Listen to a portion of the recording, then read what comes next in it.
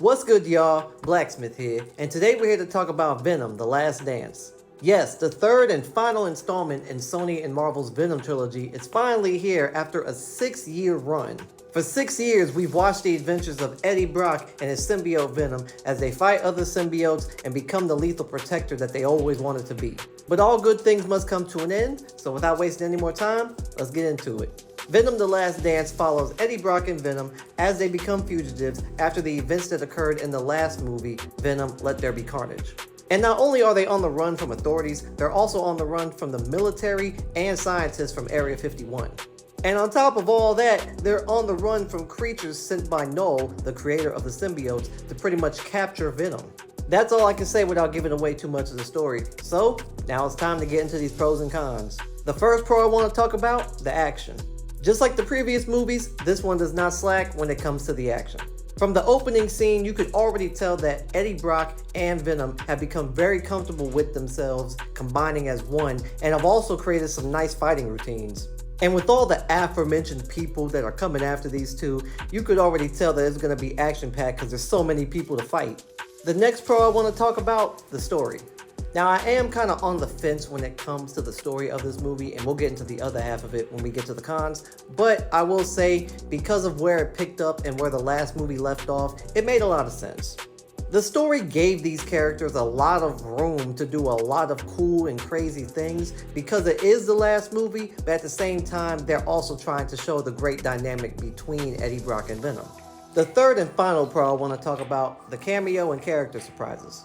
This being a spoiler-free review, I'm not going to give away too much, but I will say if you're a fan of Venom and just the symbiotes in general, all the other varieties of symbiotes, then you're going to love this movie. You're going to see a lot. And now it's time to get into some cons. The first con I want to talk about, the acting. Now, me being a fan of the original Eddie Brock and Venom from the comics and the original Lethal Protector comics, I can honestly say I was never really a big fan of Tom Hardy's version of Eddie Brock. The reason for that being, in the comics and even in the Lethal Protector series, Venom and Eddie, their dynamics were actually better than they were on screen, and Eddie Brock as a character, especially in the comics, had a lot more confidence than Tom Hardy's version. And throughout all three movies, Tom Hardy's version of Eddie Brock just seemed to be an anxiety-ridden grown man who was just scared of his own freaking shadow. And this movie seemed to be no different. It honestly seemed like Tom Hardy was phoning in his lines and his emotions when it came to his character in this movie. The only time he truly shined was when he was voicing Venom, and Venom had all the characteristics that Eddie Brock should have had as far as enthusiasm goes. And switching over to Venom real quick, they made him a lot more humorous and silly in this movie, which in my opinion goes against what he's supposed to stand for. He's supposed to be the lethal protector. People are supposed to be scared of him, but instead they're just scared of how he looks and not his attitude. Even villains didn't take him seriously. So yeah, this wasn't my Venom. This isn't the Venom I signed up to watch.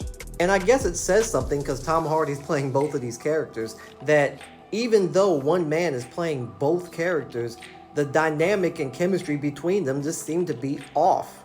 The second con I want to talk about, the CGI. There were a lot of times in this movie where the CGI for the symbiotes just looked bland or had very little detail in them.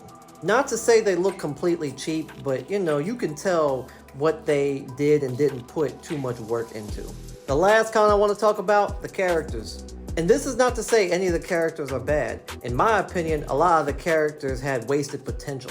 And I completely blame Sony for this because, Sony has not had a good track record when it came to putting out these Marvel hero movies. A lot of the things we wanted to see, Sony kind of wasted the potential on it, and now we don't know how this is going to go from here because throughout the whole trilogy, we didn't see Venom and Spider-Man interact a lot. We didn't see Venom interact with anyone else from Marvel, really. So we're all just kind of sitting here in the audience wondering, where is this going to go? And if it goes nowhere, that's fine with me, honestly, because I think everyone is looking forward to seeing Venom in the MCU. So if this truly is the last movie, please let it be the last one. Overall, this movie was enjoyable. If you're a fan of the first Venom movie, or really just the Venom series overall, it's pretty much more of the same, but it definitely, in my opinion, was better than the second one. And at the very least, it's a good way to kill 2 hours if you're looking for a superhero movie to watch. So if you have the time, check out Venom: The Last Dance.